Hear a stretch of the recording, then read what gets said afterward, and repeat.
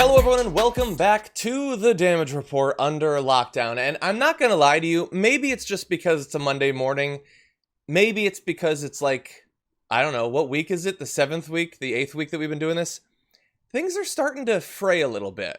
Like, you know, we're trying to hold it together, but like little things around the edges tech-wise and mentally and emotionally are starting to come apart.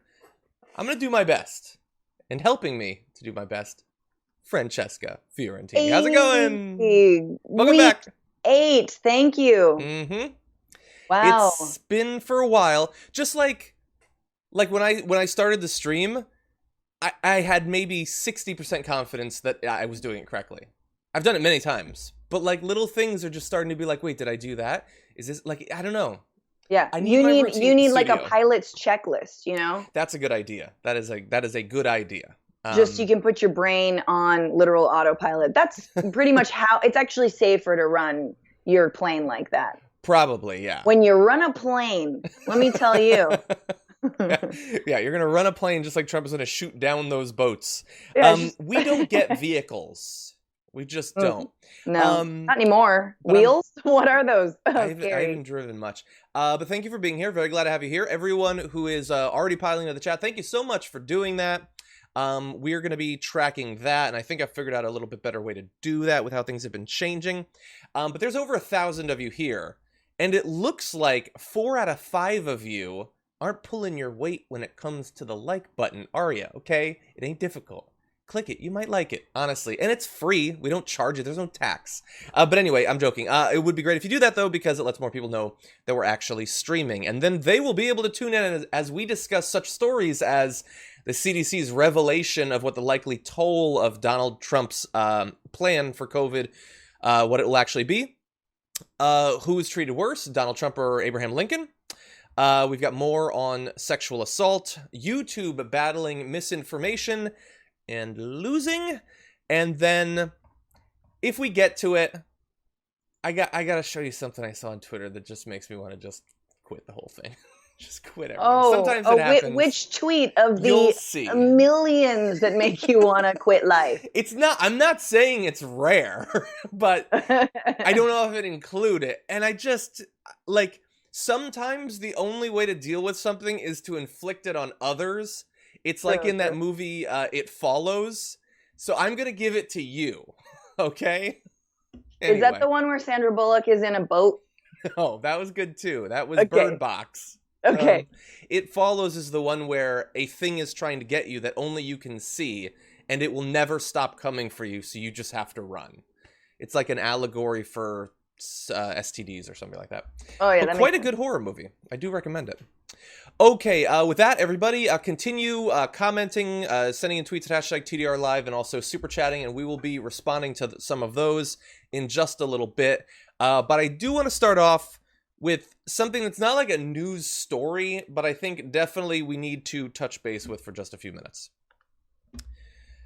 I want to talk about a number. It is one of many numbers that we've had to grapple with for some time, and by the time I show it to you, it's out of date. And I want to stop for a second, and I want to talk about this. The number is 68,715. So this is a screen capture that I did while producing the story this morning for the current verified number of coronavirus deaths as of when I was prepping this. The number, of course, is already higher. That's out of date. And the number is meaningless anyway, because it doesn't include many of the people who have died but will never be registered as having been killed by COVID-19. But even so, 68,715. We've done, I couldn't tell you how many stories of individual tragedies over the last couple of years on the Damage Report. And it just kills you when one person's life is unnecessarily ended. And it's 68,715 right now that we know of, verified. And so Francesca, I want to bring you in. I know this is weird because honestly, we could do this any day. We probably will do it again. And like we see that number and we know that it's a tragedy. I'm sure that almost everyone in the comments thinks it's a tragedy. And yet for most people, and even like when I'm not actively thinking about it, I feel like it's kind of been normalized. Like it's not the tragedy. Like if on March 1st, I'd told you 69,000 people are going to die, I think most people would have said, no, that's not going to happen. That's crazy. That could never happen. And now we're here, and people have like kind of gotten used to it already, I feel like. Yeah, I mean, I think it's just interesting also the ways that the comparison to 9/11 was initially used, and now it's like even comparing the deaths on 9/11 to the deaths from coronavirus is ridiculous, right? You know, you can't hold a candle up to the number of people who lost their lives. And I think about specifically who has lost their lives, right? Like, yes. And which communities have been most directly affected. And we know that disproportionately it's Black and brown communities, the African American community especially, which for so many reasons has been more susceptible because of a lack of healthcare, because of pre-existing conditions, because of environmental racism, all the things that, you know, TYT has talked about and you guys have talked about.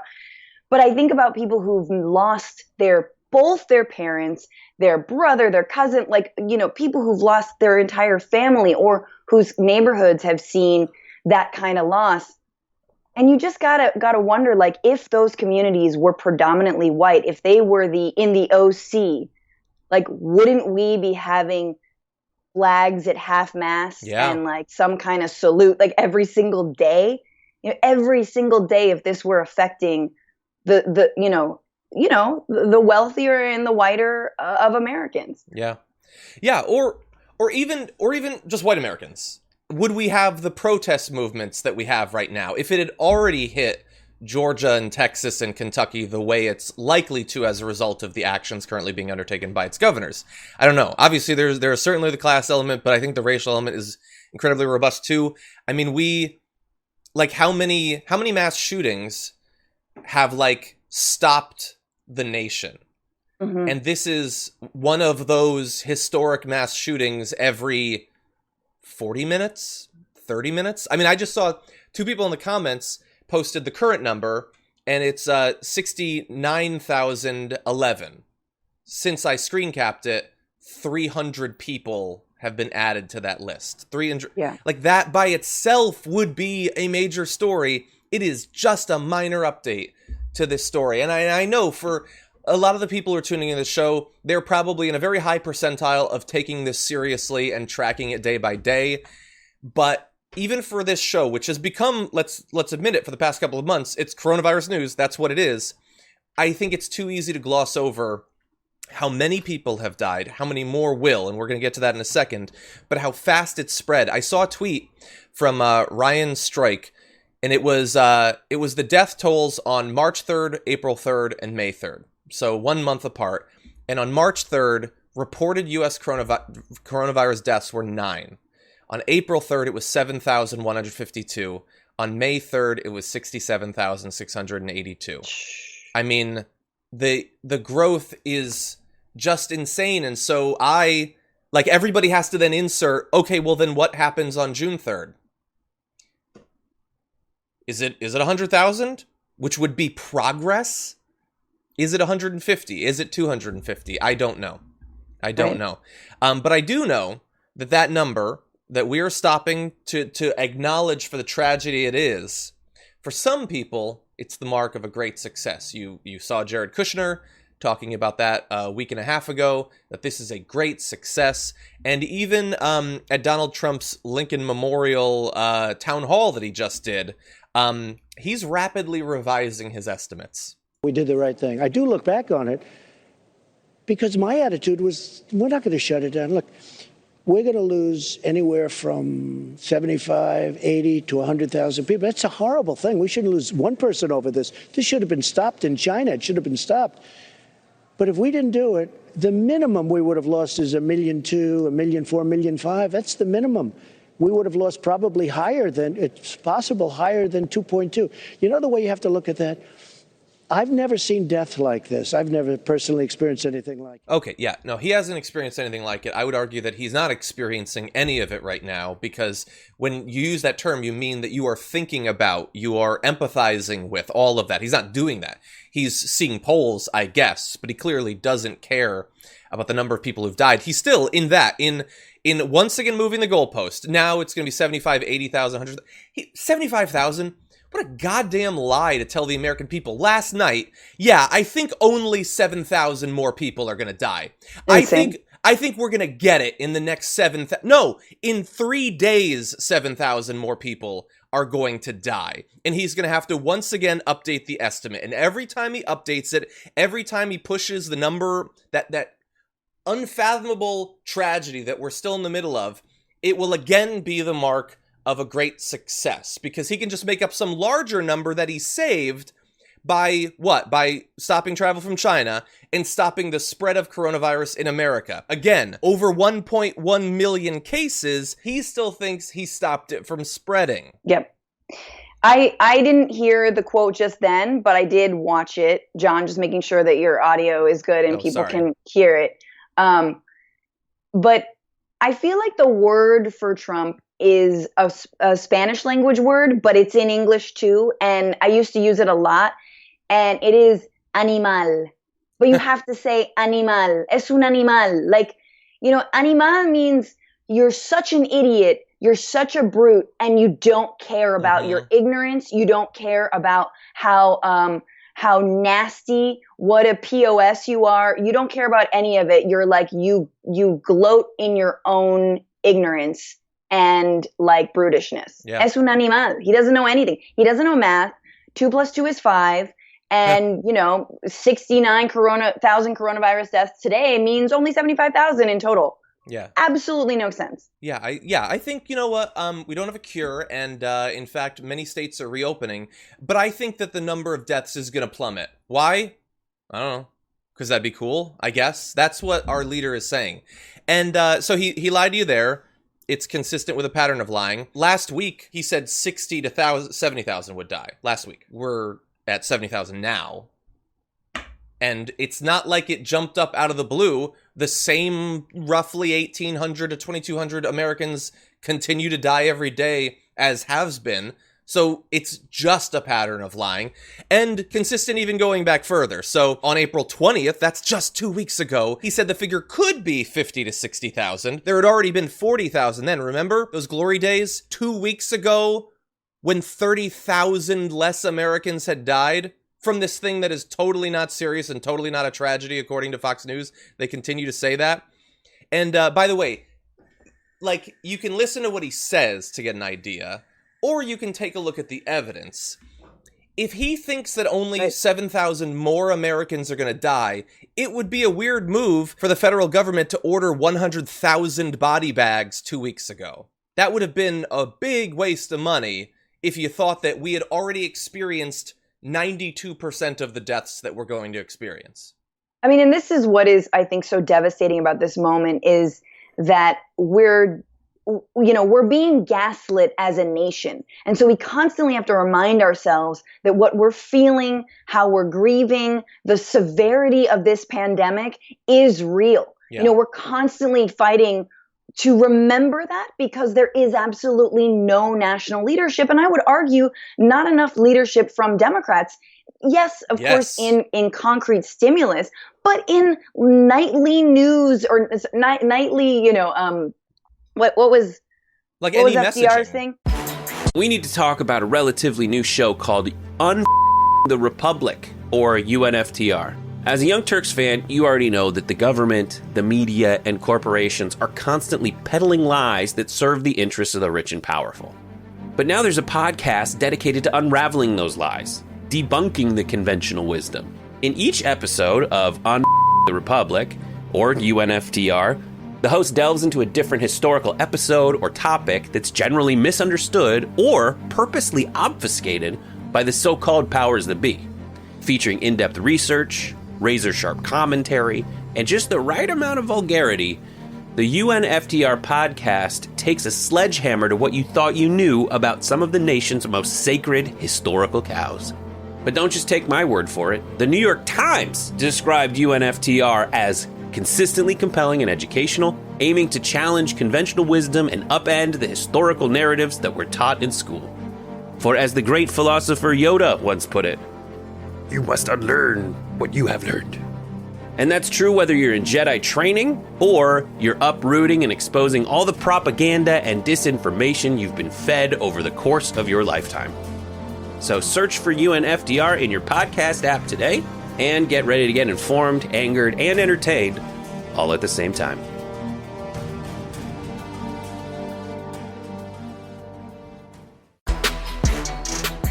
If you're trying to get an idea of exactly where we're going to be at in a month, in 2 months when it comes to coronavirus, you need to be really careful who you listen to, because if you just listen to what Trump and his team is saying publicly, you might think it's not going to be that bad. I mean, you have things like Trump with a new ad just out today touting the American comeback. Like, we're on the rebound, everybody.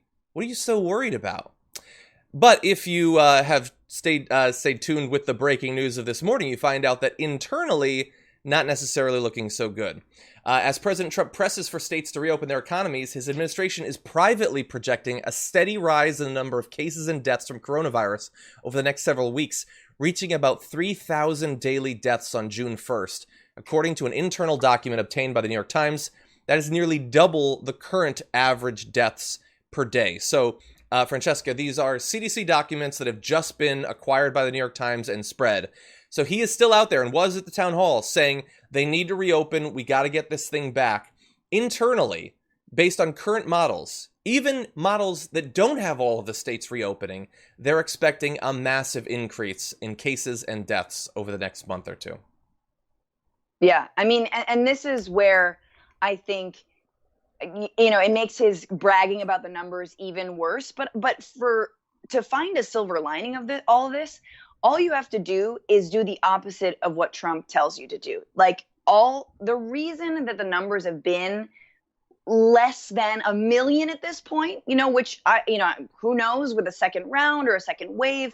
But the reason that they've been lower than some of the initial, predictions is because of governors, is because Donald Trump explicitly said, don't look to me. I'm not taking it seriously. I'm not giving you help. I'm not helping you acquire respirators, masks, etc. Like, I will not mobilize the Defense Production Act like I should. So you're on your own. And the reason that the numbers have been tragically yet still lower than what we thought they were going to be is not because of his actions. So, like, the blueprint is whatever he says, just don't listen to what do the opposite. Yeah, 100%. And I want to expand a little bit on the numbers. So these documents came up, by the way, just as we were doing our final prep for the show. But even at first glance, it is rough. So these projections, based on modeling by the CDC, forecast about 200,000 new cases each day by the end of the month. That's up from 25,000 cases now. They're expecting close to 10 times as many people to be infected every day as are being affected right now. And again, that's before we reopen everything, which they are working as if they're working on anything right now, it's to force states to reopen. And they're expecting thousands of additional deaths. I understand that Trump he's picked this path. He thinks it's the best path for either the stock market in the short term or Republican electoral chances in the medium term. But all of the actual experts inside of his administration are saying that this is going to cost the lives, not of thousands of people, but additional thousands of people every single day going forward. And that's by June. That's not, and then June 2nd, we're good. That will then extend. We're talking about hundreds of thousands of additional lives. I mean, 3,000 per day, just for 1 month. Let's say that we were done after that. That's 90,000 additional people, more than the total death toll that we've had to this point. And the only work that they've done, as I said, is reopen the states and convince people that no amount of deaths actually matters, that you should not be horrified by this. It's something liberty, something freedom. This is what needs to be done. Yeah. I mean, I wouldn't be surprised if at this point he goes forward and gives aid only to the counties that voted for him. That's possible. Mm-hmm. Why not? Everything else has been so politicized. I'm surprised that these numbers even leaked out somehow about the reality of everything.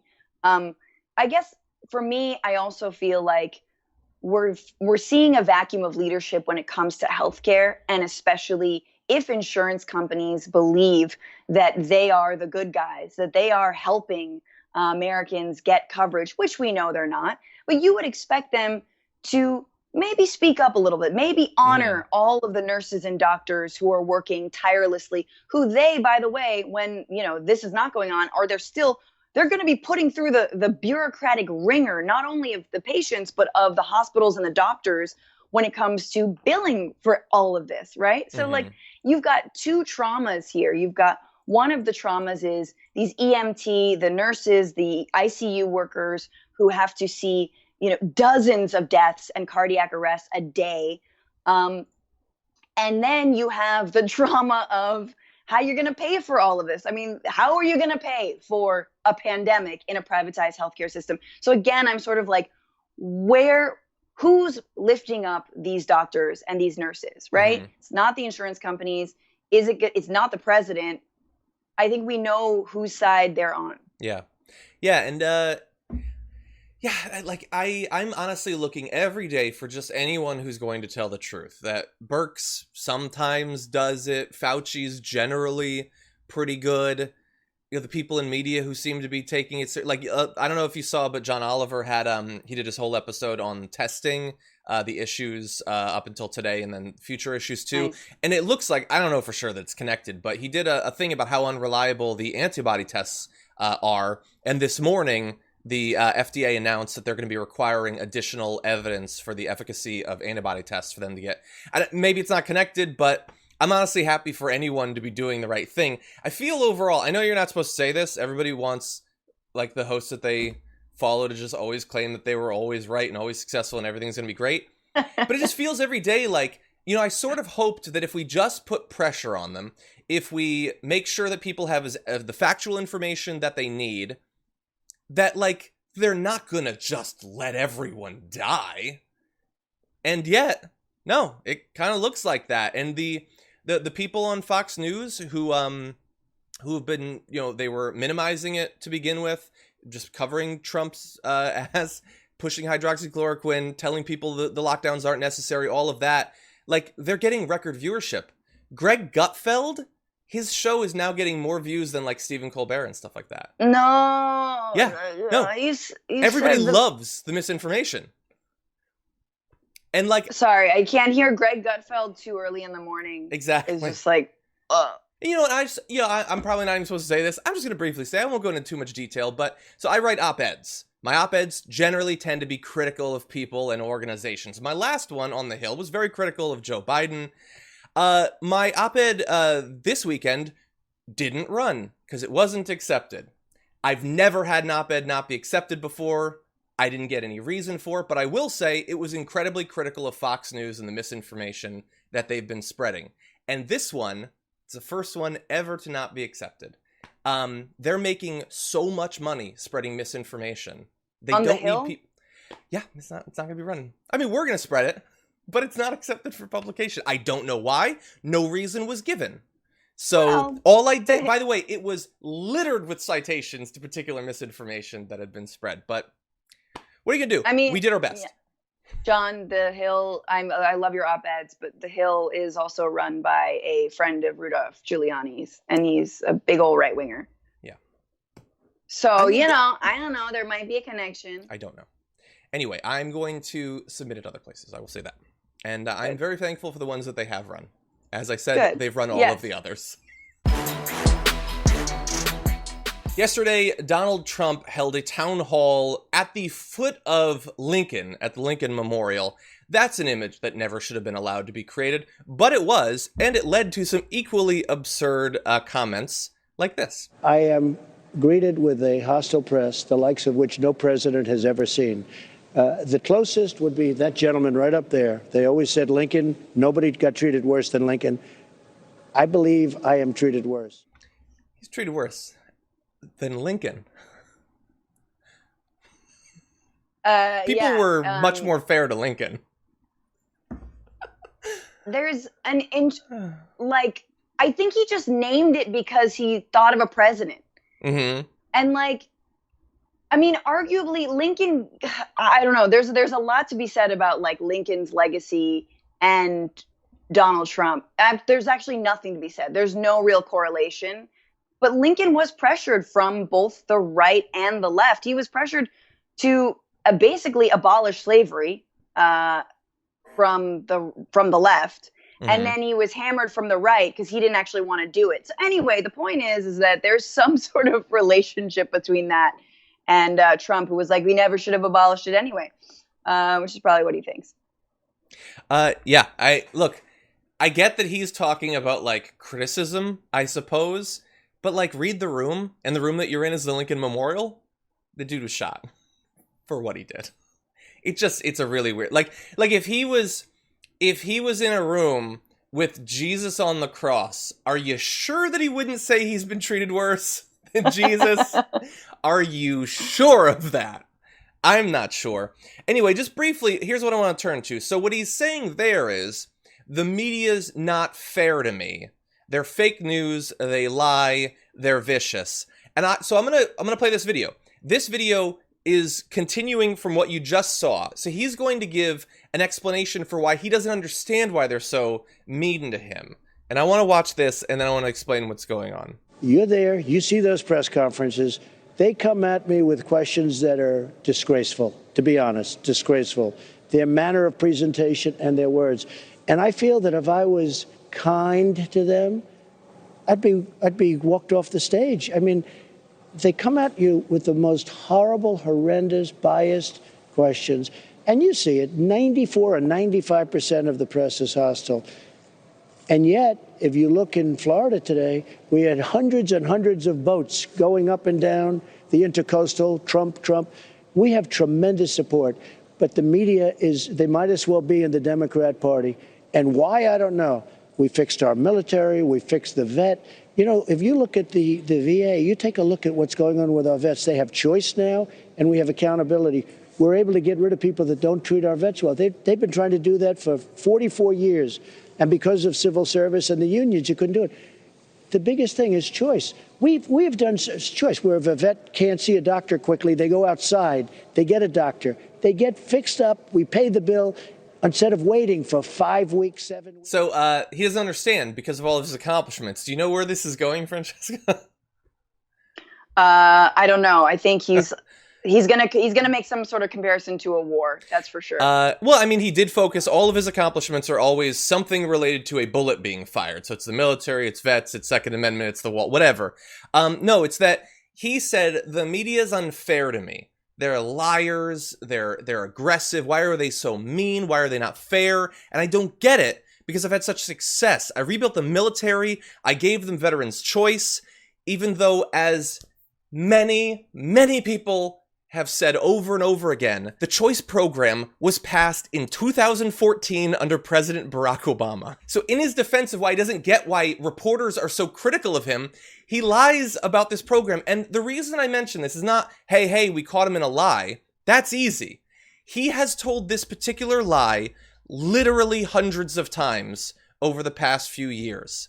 He got into office, it was already passed under a different president. And so I have to wonder, is he just so jealous of the program that he has to pretend that he passed it? Or does he literally not know what year things happened? Does he not know how long he's been president? Is his brain melting right before our very eyes? Yes, his brain is melting. He doesn't know that he wasn't the one to pass it. Also, famously, the Trump administration has been trying to further privatize the VA. There's been a lot of great reporting about how the VA was essentially a gift handed to him, like 3 or 4 cronies out of Mar-a-Lago.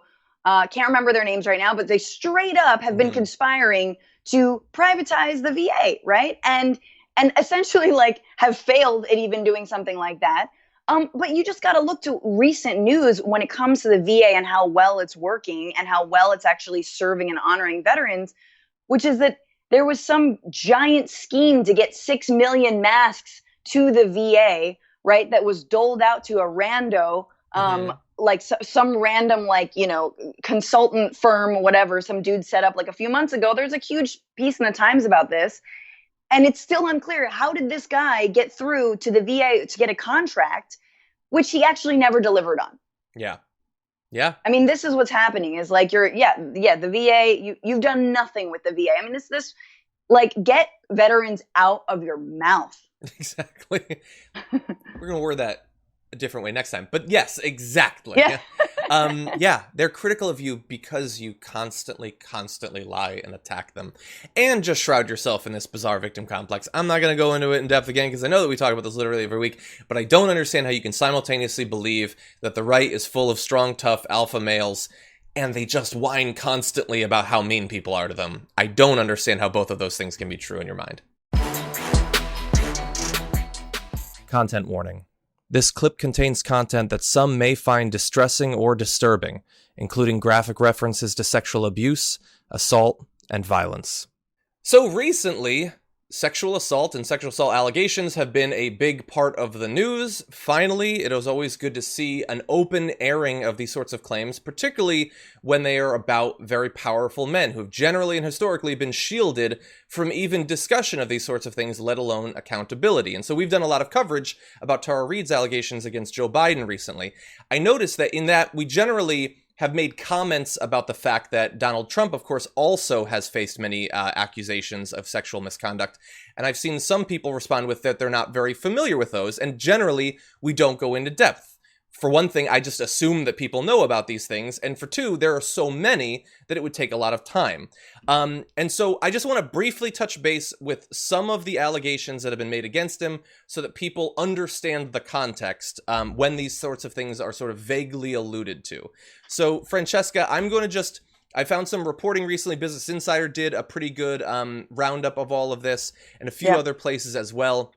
So I want to briefly mention some of these so that these women's experiences aren't sort of taken out of the conversation. And we're also going to give the Trump campaign response to many of them. So just briefly, one of the oldest allegations was from his ex-wife, Ivana Trump, who said that Trump attacked her after he underwent a painful scalp reduction procedure done by a doctor she had recommended, tearing her clothes and yanking out a chunk of her hair. Quote, then he jams his penis inside of her for the first time in more than 16 months. Ivana is terrified. It is a violent assault. That is from the deposition written into a book in 1993. At the time, the author said, according to versions she repeats to some of her closest confidants, he raped me. Now, understand that since then, she has used different language, saying that she didn't mean literally raped her, that it was an emotional raping. Still, the response from Trump's lawyer, Michael Cohen, seems a little bit insensitive when he responded saying, you cannot rape your spouse. There's very clear case law. I'd respond differently, honestly, if I had been accused of that. I would not fall against, case law protects me. But that's one of the oldest, and that was actually, unlike many of these, that was someone he was actually involved with at the time. Right. Let's go to the second one. Let's see. This is an allegation made by Karen Johnson, who said she was a regular at Mar-a-Lago and said that Trump pulled her behind a tapestry and kissed and groped her without her consent during a New Year's Eve party there in the early 2000s. Johnson said Trump forcibly grabbed her genitals. Let's see. We have a response as well. This is from Stephanie Grisham, who said that book is trash and those accusations from 20 years ago have been addressed many times. She still feels like it hasn't been properly addressed. To be fair, let's acknowledge that. That was Karen Johnson. Let's see. The next is from E. Jean Carroll. This is one of the more recent allegations. This is a former Elle Advice columnist who accused President Donald Trump of sexually assaulting her by pinning her against the wall and forcing his penis inside of her in a department store in a dressing room in the mid-1990s. The response from the White House was, this is a completely false and unrealistic story surfacing 25 years after allegedly taking place and was created simply to make the president look bad. So one of the ties that bind all of these stories together is that the claim is generally, this is just made up to hurt the president. Yeah, right. Or sell books or whatever. I mean, and what's very painful about a lot of the accusations also is that they're deflected by women who work for Trump as sort of these, they're surrogates, and they're basically surrogates of patriarchy, I would say, to deny women their experiences and basically flat out accuse them of utilizing a false claim to, to launch a career or to sell a book, and just completely bad faith. The E. Jean Carroll accusation I found really haunting. That's probably because she's just an incredible writer.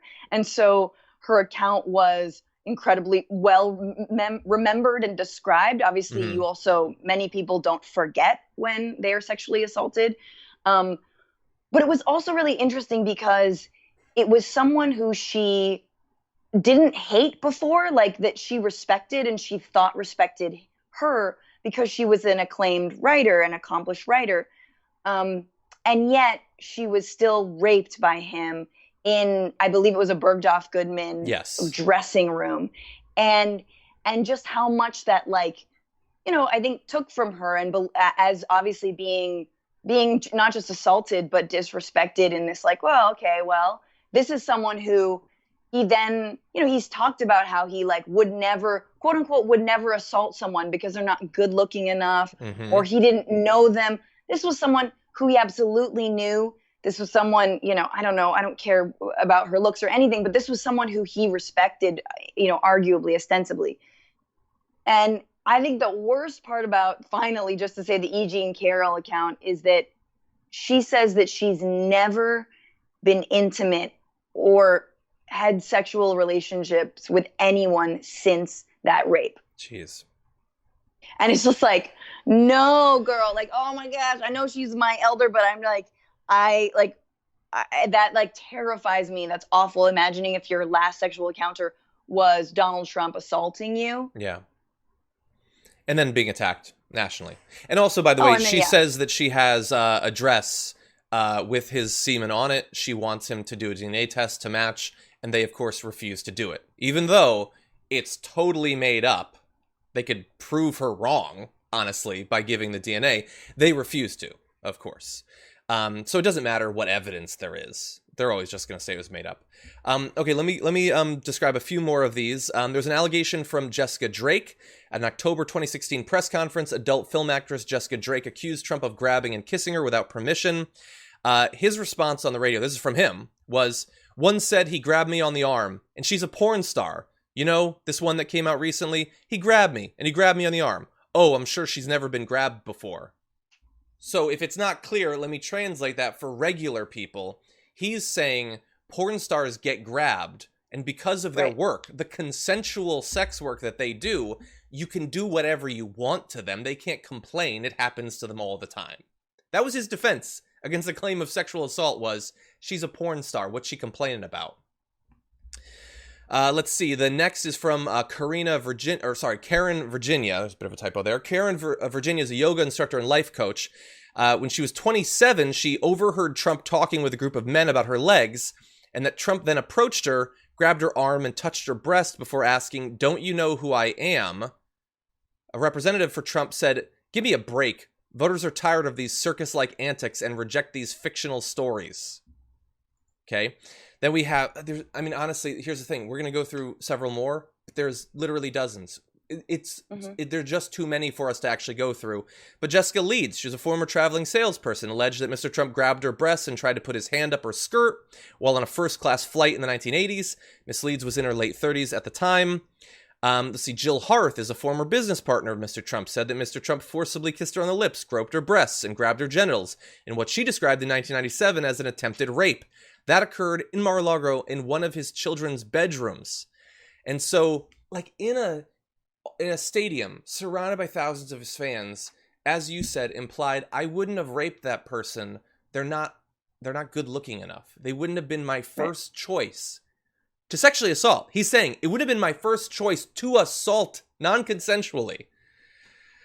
And anyway, so look, I am hoping that I know that some of the right is seeing the current climate and the fact that some people whose caring about claims of sexual assault is apparently not as robust as it had been implied to be, they are declaring victory over Me Too. There's an article in Daily Beast about that today, actually, that they believe, because Joe Biden has been accused and because some people clearly aren't that bothered by it because it's Joe Biden, that is the straw that will break the camel's back, that the entire Me Too thing is going to go away because now everyone will be proven to have been a hypocrite.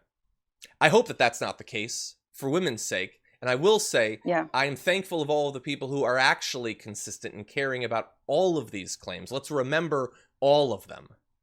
Yes. I mean, and I think that it's important as progressives and as Democrats, to like actually take stock of the amount of assaults and rape allegations that this current president has against them. I mean, this is the moment of hell that we're in, where yes, it does actually matter how many people have accused you of assault. Like that's like somehow we're talking about that. And as a woman, I mean, I thought Trump's campaign was absolutely done after there was videotape of him like admitting that he assaults women proudly, right? Like I was like, oh, that's it. But then of course we see an entire political party throw an entire gender under the bus, right? That no, that absolutely doesn't matter. He's still going to be our candidate. He is still going to be the front runner. He's our nominee. He's our guy.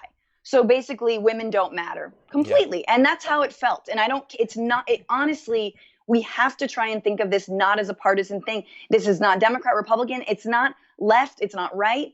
If we're going to look at sexual assault, we have to apply, our principles and the law evenly. And if you're looking in a court of law, and this sounds so crass, but to be honest with you, Trump would get more years for the amount of rape and the amount of assault than, let's say, Joe Biden. Like, and that's awful to say, but again, this is the realm of hell that I think women have always been asked to live within, and also the realm of hell that we currently find ourselves. That being said, there has been, I do think there's sort of a marked difference in how Democrats have dealt with the Tara Reade story. And I've been really heartened to see that the last week, a lot of them have been speaking up. A lot of prominent leaders, media figures have been talking about it openly, yeah. Me Too movement leaders. And I think it does matter that Biden said women should be believed and listened to, but this didn't happen, right? He said he denied that it happened. That is a marked difference than saying she's not good looking enough for me to rape. Once again, markers of hell, gradations of evil. Yeah, I do think that there has been a bit of a turn in the media coverage, which is good. Overall, though, like I try to imagine, what if you were a woman right now who has been sexually assaulted and hasn't told anyone? Like, watching the last couple of weeks, like, how little faith would you have that people would care? You'd have to wonder, well, what's the political affiliation of the person that sexually assaulted me? Is that going to be acceptable? Who's going to be attacking me based on what I say about this? It's just, right. It is a worst case scenario. As so many things are these days, I feel like we are in the worst case scenario. Yeah, women once again are being used as pawns, as they always have been, and their assault allegations are used for political fodder. Yeah. From the very beginning, as coronavirus was beginning to spread in China, as it spread to countries in the region, and eventually hit America, we have had to grapple with a massive amount of misinformation being spread around it. In some cases by people who are simply ignorant of what they're talking about. In other cases by parties who are once again monetizing and weaponizing fake news. They are enriching themselves by lying to people. And one area, regrettably, that has been fairly unsuccessful in combating this misinformation so far is one of the platforms we're broadcasting to right now, and that is YouTube.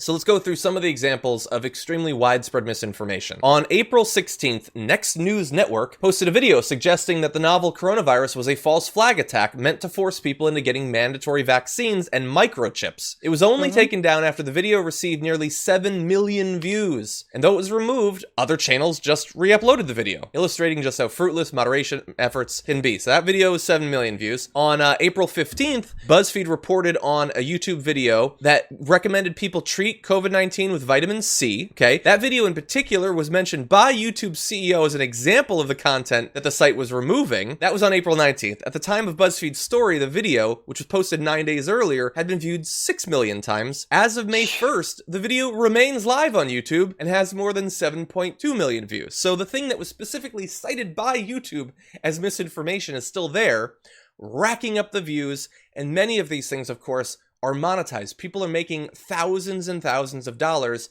by purposefully lying to people who are just desperately trying to find out what's going on so that they can protect themselves and the people that they care about. Yeah. I mean, everyone's parent is now being radicalized by YouTube. The algorithm the algorithm keeps on ticking. And I think we know, and the studies are there, that actually fake news spreads faster than real news, that fiction spreads faster than fact. And we get that. We understand how clickbait works. We are people of the internet, and we like the best weapon we have against it is to actually fact check, double check, flag things when they're clearly false. But YouTube does not take any of this actually seriously. How can it when its economic model is based on actually selling these lies? I mean, let's be real, right? I wish that this video right here was going to get 7 million views in a week. How long did it take to get 7 million views? Yeah. But yeah, if I claim that I was touched by aliens and, he told me that he was a Bill Gates surrogate and that, George Soros paid me to test 5G out on my cat. I don't know, you know what I mean? We would get the views. Yep. 100%. And we would make YouTube and Google and a lot of other people money, you know, but we're trying to report fact. We're trying to give honest opinions. I'm trying. And to give you an example of how it works. So like a week or two ago, Diamond and Silk were taken off of Fox Nation. It's fairly shocking, but they were taken off for spreading misinformation. But the thing is, their live streams where they say that, Bill Gates is using the virus to push for population control, 5G towers, mess with your DNA and create coronavirus, the hospitals are all empty. Those videos are still up on YouTube. Too crazy for Fox, monetizable on YouTube. That's the thing. And they do it, of course, because they know that it'll make money. I mean, the thing is that's one of the things that's bothering me. We talked earlier about how the fact that, I'm not Gigi, I'm just going to say Gigi, I'm not going to say his full name, is now getting more viewers than Stephen Colbert. These liars and grifters get views because the right, the crazies, you know what they do? They tune in. Every crazy right-winger is on Twitter right now. Every one of them. And they have multiple YouTube videos loaded, and they're watching, and they all watch Fox. Leftists watch a lot of different things. They also read, which is, that's really frustrating if you do a video site. But they do all this stuff, but the right all participates in watching the couple of things that the right has. And so it works. Do you know how rare a 7 million view video is for this channel where we just read facts and then give our opinion about it? It hasn't happened. We get lots of views. We get 1 million views every day and a half or whatever, but not off of individual videos, because lying always works better than telling the truth in terms of being able to monetize and get an audience. That is one of the most frustrating things, is that it works. People are ignorant AF. It's just come on, John Idarola is making this so easy for you. You don't need a subscription to Business Insider. He's going to read it for you. You don't need to read the whole Salon article. He's going to read it for you. Well, maybe not Salon, but sometimes. Sometimes.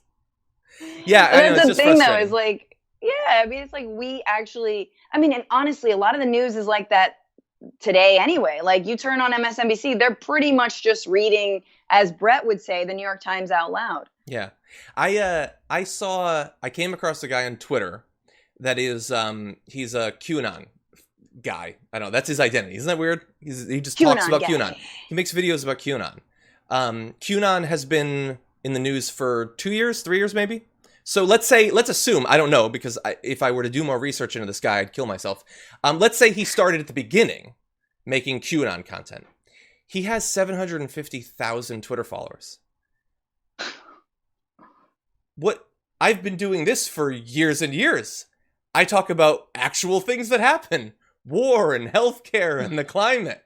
I don't have I guess I have a fraction of that. Everything's a fraction. But it ain't a great fraction of the person who just talks about QAnon. Yes. The internet is an incredibly frustrating place to try to live if you care about what's real.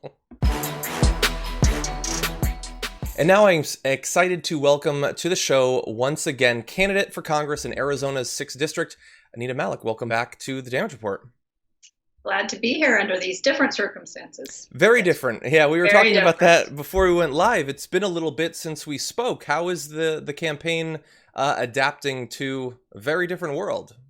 Yeah, like most campaigns, like all campaigns right now, we've had to shift and we're adapting quite well, I think. In Arizona, we were one of the first to actually close our campaign office and make that pivot straight to digital. We closed on March 11th before even, anything happened with our city or our state officials. And that was very important to me to really make sure that our volunteers, our community, everybody was staying safe. So we pivoted to digital quite quickly. I think that's one of our strong suits, been doing a lot of town halls, keeping people informed. And also looking at how we can serve the community. And, the good thing that we had in place was we spent all of 2019 on the ground building the infrastructure and expanding it from 2018. So it hasn't been as challenging for us as I think as other campaigns, but it's been hard to really feel where we should put our focus, because to me, this is a time of service, not really a time of here's my platform, so that's been hard to balance the two. Yeah, exactly. Yeah, at all times, politics is serious, but right now Yes. there's just this one thing that obviously everyone is thinking about. And you were talking about service, so you have an effort that you've put together with another resident of the area, correct? That's right. So a friend of mine, completely outside of the campaign, a high school friend, and I decided, after being frustrated like so many Americans with the delays in stimulus packages, the delays that we're seeing in unemployment here in Arizona, it's been, striking failure, I would say, in terms of getting people their unemployment, and particularly our gig workers and our contractors. So we felt like if the government to speed up, we know that our community is strong and there's people here that want to help and there's people that need help. What can we do to connect them? So we created what is really a mutual aid society type of thing where, very few questions asked. If you can help a neighbor and a neighbor needs help, we're going to help to match those people together. So it's called neighborsworkingtogether.com. We have had requests from out of the state as well, but we've been able to help some of those people. But really, it's primarily been focused on Arizona at this point in terms of the help we've been able to give. And it's so encouraging, but it's also so sad that we've had to go to this point. Yeah. And so sad that it's exploded. It's about a week old now. It's already been covered in the local press. It's already, having so much traction that I've had to put a team in place just to handle that, because I can't run a campaign and do both. And that's, again, good that we have the resources and volunteers and the heart in our community, but we shouldn't need to be here. And it's hard. So what are some of the main things that crop up very often as things that people need help with? It's majority of what we're seeing is lost job or reduced pay. So furlough or some type of reduced pay. Mm-hmm. That is the biggest thing we're seeing. And it is primarily on the higher end with service industry. So restaurants, gig workers, contractors, people that, are still waiting on their unemployment, people that fell through the cracks of stimulus checks and, maybe don't even know the right things to do. So we're trying to now, after a week of doing this and seeing these stories, trying to actually also say, did you go here? Did you know you can file this? Did you know you can, go onto the website of the IRS and put in requests for your stimulus or your bank information? So hopefully we can help in that way as well. But we know, like, the money that's coming from the federal government's not enough. I mean, we're into the, second, third month here. I've lost count. I think we all have. And it's not enough. So people are going to need more, but we want to make sure they're at least getting that initial aid and relief. Yeah. I mean, so assuming that you've been able to get the stimulus check, which I know many people who have not, that legislation is now more than a month old, and it was believed, okay, people are suffering. They need $1,200 to get them through. So now we're 4 weeks further in. I hope that people budgeted well with that $1,200, because I'm still barely hearing the beginnings of a conversation about the next set of stimulus. There's been a lot of pushback against making the monthly payments, the one-time payment, a sort of recurring thing. So I'm interested. You have a Republican incumbent you're running against, David Schweikert. You've run against before. What would you say about what he's been contributing to this effort? Overall, the response that you're seeing, obviously led by Donald Trump, how would you evaluate the amount of aid that's been provided so far?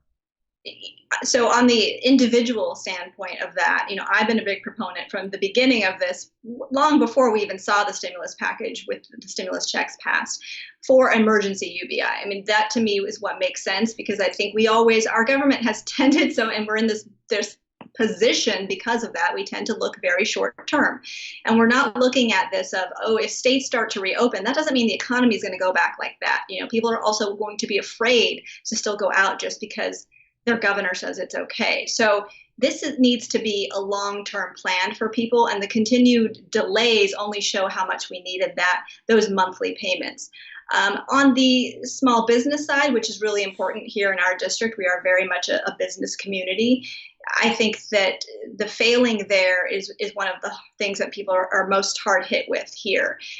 To see Arizona actually got a lower proportion of what we should have gotten in terms of the small business aid at the first time. We were at that low end. And then we all saw that all that money, already a small amount for us, went to the big businesses, not our true small businesses. Mm-hmm. And David Schweikert, who I'm running against, has, that's been his MO from the beginning, that he's the business guy. And he's not really stepped up in any way to say he's fighting for us and our small businesses. We know he's fed by those same corporate donors. We know he has those same motivations. We've seen it time and time again. And right now, I think that the district is seeing that in a very, very different light. Yeah, in reference to the aid being delayed, we saw a quote from David Schweikert saying that it was the Democrats' fault because of their desires for Christmas trees. And I'm not even sure. I get the basic idea. I don't really know what that means. Do you have any better read on it? You know him perhaps a little bit better. My read on it, and I will tell you, you're not alone, because we've been using this actually as an ad now, because I was so shocked by it, and a lot of reactions are simply, what? It's that I don't even understand what your point is. I think for him, in this cycle in particular, he is a Freedom Caucus member. He's an incumbent that has always stayed under the radar, doesn't really get into the politics, and he has become a mini Trump, I would say, in this cycle. And I think it's because he's fighting really, really hard for his seat now. He knows that we have a very strong chance of flipping this. So to me, when I read it, I thought, okay, this is just another type of weird Trump language, and it's rubbing off on him, or they've all gathered to say, let's just make this a partisan fight about that the Democrats really are way beyond reality. And I think that's what that is. It's a holiday wish and not reality. Apparently, testing, hospital aid, and more aid for small businesses is a holiday wish to him. Yeah. So looking forward, I'm curious on your read, because I've been trying to get an idea of, in terms of the general election, but even potentially further out, what sort of long-term effects do we think that this experience we've all now gone through, what will it have on our politics? And I think it's very easy to see the anti-lockdown protests and think, oh, that's the big social movement that's coming out of this. But I know that they don't get the headlines, but organizations like Neighbors Working Together, these are people helping each other. You talked about emergency UBI. I know that people's view of UBI is probably fundamentally pretty different than it was 2 months ago. What do you think are some likely things that will have changed when we finally come out of this experience politically, in terms of what people expect out of their representatives, what they hope politics can deliver for them? There's a number of policy things that I'm hopeful that will change. And I think the two that I would I want to see them all change. And they're all things that we've been fighting for this whole time. And the cracks are shown now. Everyone can see those cracks. But I think employer-based coverage for healthcare is something that now is so tangibly fraught that people can see the holes in that. When you have 30 million plus people unemployed suddenly, people see the holes in this. And so I think that moving away from that is going to be a stronger push for us. And I think also what I'd like to see in this time of where I believe campaigns should be doing service, I believe people do not have money to pay their basic bills. John, that I'm a huge, big push in running my campaign in a way that campaign finance reform and this idea that money is what it takes to win above all else has led politicians and candidates astray, I think, in getting to where we need to be and leading for people. And so if this changes the shift in what it takes to win an election and really help us push campaign finance reform, and that is something that I'm formulating in my brain right now what that should look like, because I don't understand how people are still asking for money. We've had to finally, after 6 weeks of not asking for money, I have to keep the lights on. I have an office that's closed, but I have to keep the lights on. And But I don't understand how that can be a priority when there's so much need in this country. And I'd rather it go to someone that is in need. So that's neighbors working together. Exactly. And I'm glad that you mentioned that, because at the end of these interviews, I generally ask the candidate where people can find out more about their platform. But also, if someone is a potential constituent of yours, where can they find out more about the organization? So the organization is neighborsworkingtogether.com. Just like, it's a long URL, but it's clear. There's also a Facebook group for it, a private Facebook group that we let you in quickly, but that way you can communicate about other needs that you might be able to someone can offer you help in there as well, besides financial assistance. And then, of course, our website is Anita4Arizona.com. Anita Malik, as always, thank you so much for joining us. Really appreciate it. Thank you.